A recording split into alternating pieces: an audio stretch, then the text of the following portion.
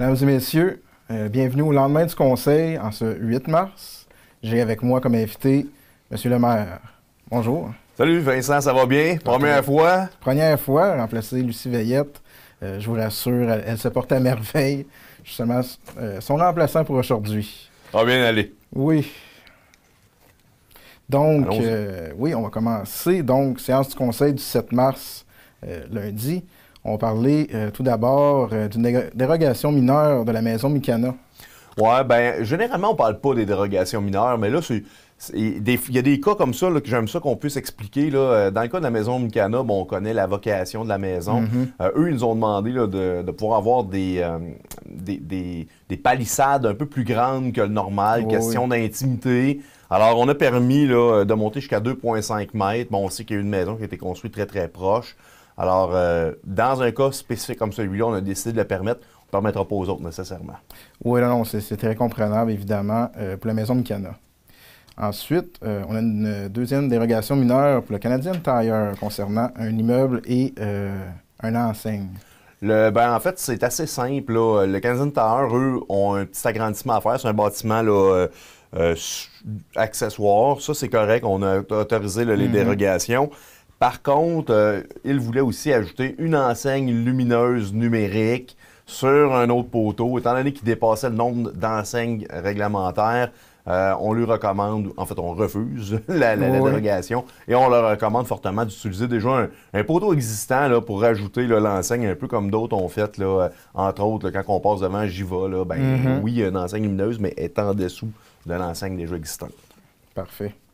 Ensuite, on va parler d'une autre dérogation mineure concernant M. Gilles Harvey et Mme Louise Provenance. Non, on les fera pas sur...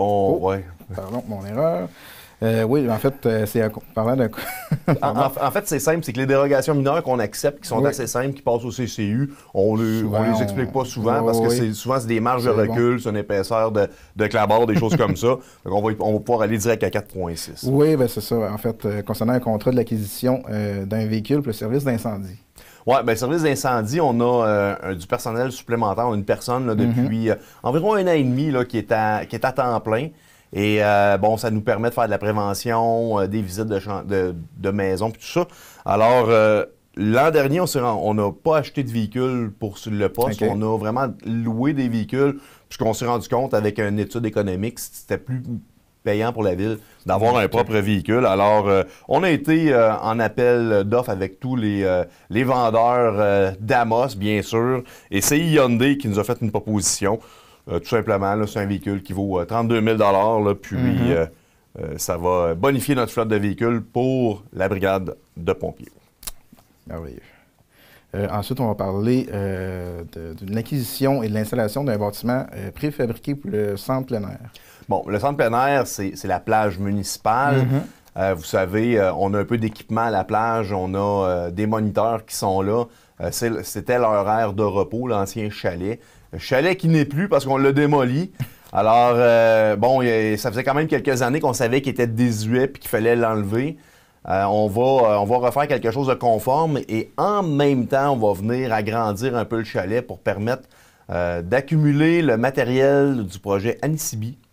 Parce qu'il y aura, bon, une portion Anissibi que là, je ne veux pas nécessairement parler plus, mais comme il faut accélérer dans le projet, on a été sur SEAO, donc le système électronique des soumissions. On a eu un seul soumissionnaire qui est un local, qui est Maison Nordique. Alors, on parle de 260 000. C'est un peu plus élevé que ce qu'on avait prévu. Les matériaux sont plus chers. On avait des contraintes de temps pour pouvoir lancer le parc de ressources hydriques Anissibi.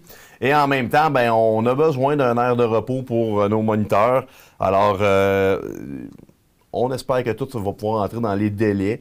Puis c'est un bâtiment de service qui va être important. Oui, qui va être très important pour le projet Anissibi. Ensuite, on a la nomination d'un conseiller au directeur général. Oui, bien, c'est un poste qui était à l'essai. C'est Sylvain Lanois là, qui, au niveau technique, là, aide beaucoup notre direction générale. Étant donné bon, que M. Nollet, on a extensionné son contrat jusqu'à la fin 2022, puis qu'il nous a demandé de conserver Sylvain Lannoy, on trouvait que c'était une bonne idée. Puis Sylvain Lannoy fait un excellent travail. Alors, c'est temporaire. C'est d'ici le 31 décembre 2022. Alors, Sylvain Lannoy va juste continuer ses fonctions de conseiller au DG. Il va être capable de faire profiter la ville de son expérience. Ensuite, on a la recommandation de M. Guy Nollet, directeur général, pour combler un poste vacant au conseil d'administration de l'UQAT. Bon, en fait, l'UQAT avait un membre sur le CA qui était de la MRC d'Abitibi qui a quitté après, je ne me trompe pas, c'est 2 mandats. Et on nous a demandé de voir dans nos réseaux de contacts si on pouvait recommander quelqu'un pour le poste. Ça a été envoyé à la MRC, ça a été envoyé à la Ville. La Ville, à moi, a décidé de recommander à l'UQAT d'accepter la nomination de Guy Nollet. Bon, Guy Nollet, qui devrait terminer son contrat d'ici le 31 décembre 2022, connaît très bien la région, connaît très bien les projets qu'on a aussi. Alors, c'est pour nous d'une importance d'avoir quelqu'un de notre MRC sur le CA de l'UQAT. En même temps, on l'a aussi recommandé d'aller à l'ADGMQ, qui va être l'Association des directeurs généraux municipaux du Québec. Ça se passe à Trois-Rivières cette année. Alors, grand congrès pour les directeurs généraux du 8 au 10 juin. Alors, on recommande également que M. Nollet puisse participer au congrès. Parfait. Et ensuite, on a 2 appuis, en fait, de demande d'aide financière du Refuge Pajot dans le programme de fonds touristiques de la MRC. Oui, bien, le Refuge Pajot est très dynamique et va chercher les subventions où elles sont. Comme le Refuge Pajot est sur le territoire de la ville d'Amos, la MRC a besoin d'une résolution des municipalités pour pouvoir traiter le dossier. Alors, le Refuge Pajot bâtit ses appels de projets. Il y a un projet d'animation puis un projet de bâtiment avec une galerie annexée. Alors, c'est 2 beaux projets très bien montés. On recommande les projets à la MRC. Puis là, on va se croiser les doigts pour aller chercher le maximum dans le fonds touristique. Oui, on l'espère. Et on va parler ensuite des statistiques de la construction qui, je pense, sont quand même bons pour 2022. On a terminé l'année 2021 avec des bonnes statistiques et on recommence l'année sur les chapeaux de roue, je dirais, parce que oui, 3 fois plus de permis pour le mois de janvier par rapport à 2021. Et on parle de près de 1 million en valeur de permis comparé à 460 000. Alors, l'année 2022 est bien entamée. Va être excellente. Oui, on espère que ça va continuer comme ça. Évidemment. Et ensuite, vous vouliez parler d'un sujet concernant la sécurité piétonnière. Tu sais, là, on a, au fil des années, amélioré les traverses piétonnières. On a fait des avancées. On a... Et c'est correct, c'est ça qu'il faut faire. On ne peut pas le faire à toutes les traverses piétonnières. Tu sais, il y en a qui sont très bien respectées. Là. Au complexe sportif, c'est très bien respecté. En face du centre d'achat, ça l'est aussi. Par contre, il y en a que c'est plus difficile. C'est plus difficile parce que les rues sont larges. C'est plus difficile parce que des fois, on ne voit pas nécessairement les pancartes ou on les oublie. Je demande aux automobilistes de faire attention, d'être prudents.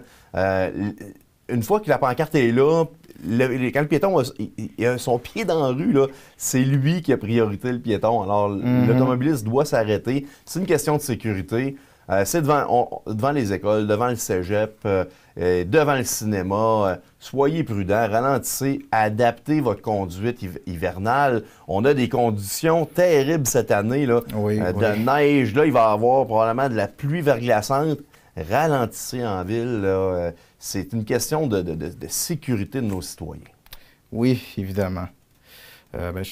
Merci d'avoir été présent pour ce lendemain du Conseil.